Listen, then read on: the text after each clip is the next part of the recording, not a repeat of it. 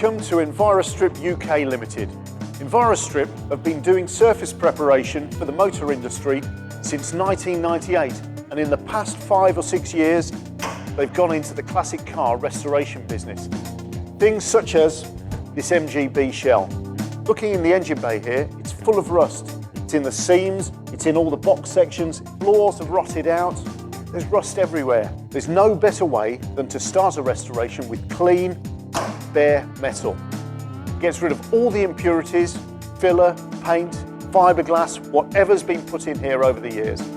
We're going to take a look at some of the cars that are going through the process here at Enviro-Strip, so come with me.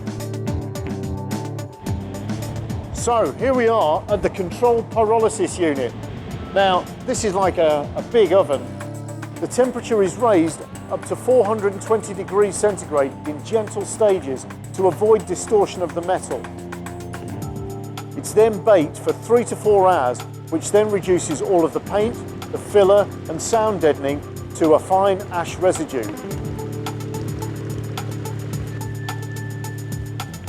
Wow, you can really feel the heat coming from that shell. So it's going to have to cool for 2 to 3 hours. You can see that the paint and the filler has turned to a fine ash. But we're not back to clean metal yet. That comes in the chemistry department next door. So here we are in the chemistry department. Now this is a phosphoric acid bath, and it's into here that the entire shells are immersed for anything between 6 and 24 hours, or as long as is necessary to remove all of the rust. Now, major manufacturers of cars use this process to clean their shells before they go into primer. So this is as good as it gets. Go on then, Matt, let's take a look. Now slowly, because there's loads of acid in there, the car is going to begin to appear from the depths of the acid. I'm not going to stand too close to it because I don't want to get splashed.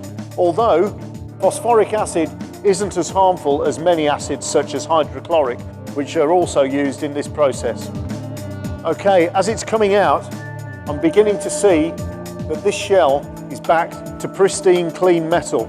But the process doesn't end here. Looking good. Now there we have it. The car has been immersed in there for hours and all the rust has been removed.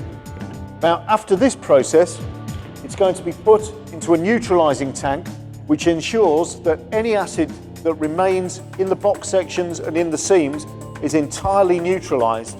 After which it will go into an inhibitor tank, and from the inhibitor tank, which gives it a short-term protective coating, it's going to go back into the oven and baked again to ensure that all of the moisture is out of the seams, so that we're left with a clean, dry, pristine shell. Take a look at this Jensen Interceptor. These are beautiful cars, and this one didn't look too bad when it came in. But under the surface were all of these poor quality repairs, terrible welding, accident damage, filled with loads and loads of filler. In short, this is a really badly compromised car. But the beauty is, we can now see all of the work that needs to be done to this car to get it back to tip-top condition. And that is the key thing about the Enviro-Strip process. Typically, before restoration, cars are in this kind of condition. There's all kinds of paint that's been applied, there's filler, there's rust, little bits of this kind of gunk, mastic everywhere. The Enviro-Strip process gets rid of all this and leaves you with clean, bright metal. Once you've worked on the car, done all the metal fabrication, all the welding, got it all back together, the car can come back for a second quick dip, which gets rid of any impurities again. Then it's given an epoxy 2-pack primer, which is optional, but a great idea. As a professional classic car restorer, I recommend Enviro-Strip to all of my customers. I recommend it to you too. It really is the best possible start to your car's restoration.